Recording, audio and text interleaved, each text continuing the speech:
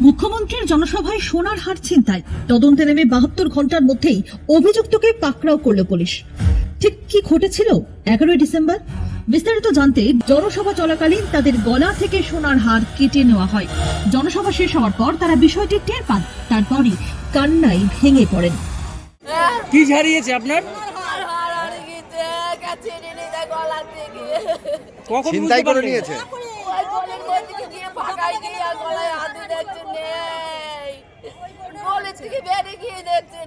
কোথা থেকে এসেছেন আপনি?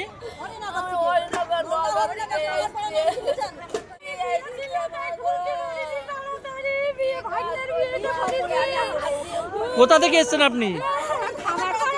আপনারও শোনাচ্ছে না নিজে? কখন বুঝতে পারলেন?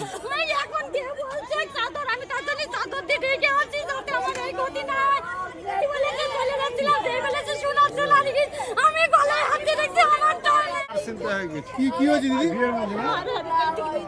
আর ছিনতাই করে নিয়ে গেছে? কে কে নিয়েছে? কখন হলো? ওখান দিয়ে যখন যাচ্ছিলেন? সভা চলাকালীন হয়েছে, মুখ্যমন্ত্রীর সভা চলাকালীন। সভা শেষে এ নিয়ে তোলপাড় পড়ে যায়। কৃষ্ণনগর কোতোয়ালি থানায় অভিযোগ দায়ের করেন বিজলি বিশ্বাস, চন্দনা মণ্ডল এবং কণিকা পাল। অভিযোগ জমা পড়ার সঙ্গে সঙ্গে তদন্তে নামে কোতোয়ালি থানার পুলিশ। 72 ঘন্টার মধ্যেই এক মহিলাকে গ্রেফতার করা হয়। ধৃতের নাম রূপালী দেবী, ঝাড়খণ্ডের বাসিন্দা। পুলিশ সূত্রের খবরে মহিলার কাছ থেকে 3টি সোনার হারই উদ্ধার হয়েছে, যদিও সংবাদ মাধ্যমের সামনে নিজেকে নির্দোষ বলে দাবি করেছেন ধৃত মহিলা। কোথায় বাড়ি আপনার?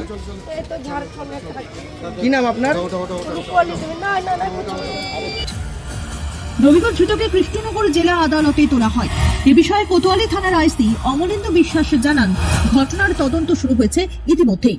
এর সঙ্গে বড় কোনো চক্র জড়িত আছে কিনা তা খতিয়ে দেখছেন তদন্তকারীরা।